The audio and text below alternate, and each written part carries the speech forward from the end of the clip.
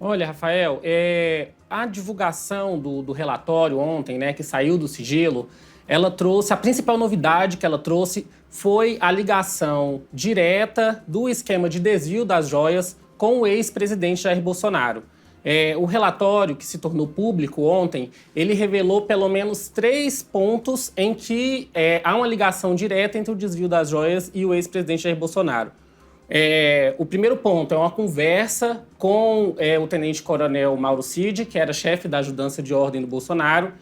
Uma conversa em que o tenente-coronel Mauro Cid envia um link para o Bolsonaro de um leilão onde seria vendido uma dessas joias e Bolsonaro responde a isso e eles comprovaram que Bolsonaro abriu esse link, apesar de ter apagado as mensagens que enviou depois para o Cid. O segundo momento em que tem a ligação direta com o ex-presidente é numa conversa com o Mauro Cid, em que o ex-presidente Bolsonaro está prestes a viajar para os Estados Unidos no final de 2022 e Mauro Cid fala, pergunta se ele está trazendo a árvore e o barco, que é uma das joias que eles estavam avaliando ali para ver se ela tinha valor.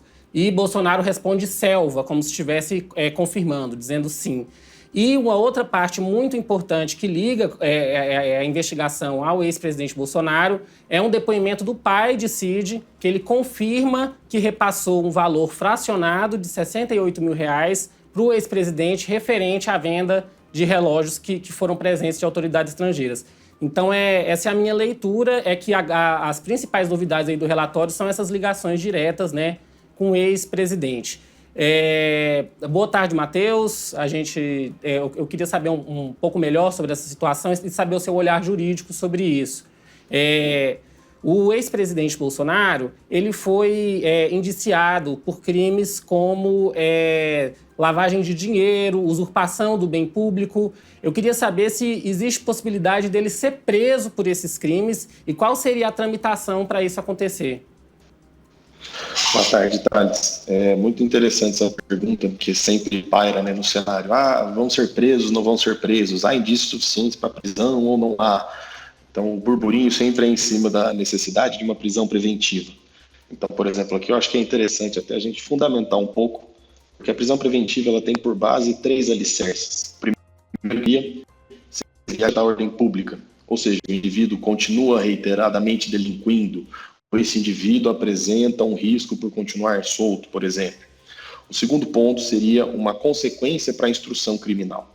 Então, por exemplo, esse indivíduo investigado, ele está agindo de modo a ocultar provas, ele está agindo de modo a destruir provas, ele está dificultando a investigação de alguma forma. E, por fim, que é o que a gente chama de garantia da aplicação da lei penal.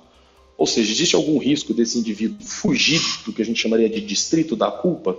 Então, há o risco desse indivíduo se fugir, literalmente fugir, assim, sair de onde o Estado conseguiria alcançá-lo, estaria ele fugindo do processo, fugindo da investigação. Então, assim, e aí se diz também que teria que ter elementos claros de existência do crime, de autoria quase que indiscutível.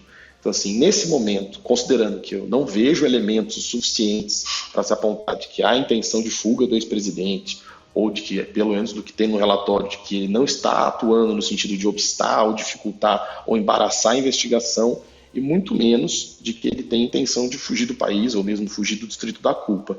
Então, assim, numa análise mais objetiva, com os elementos que nós temos, não é que seja impossível, porque em direito é muito difícil a gente falar impossível, né? Mas, assim, eu acho muito difícil, com os elementos que nós temos até agora, vir, por exemplo, uma decretação de prisão preventiva. Mas eu não posso atestar com certeza que isso é impossível ou que isso seria possível.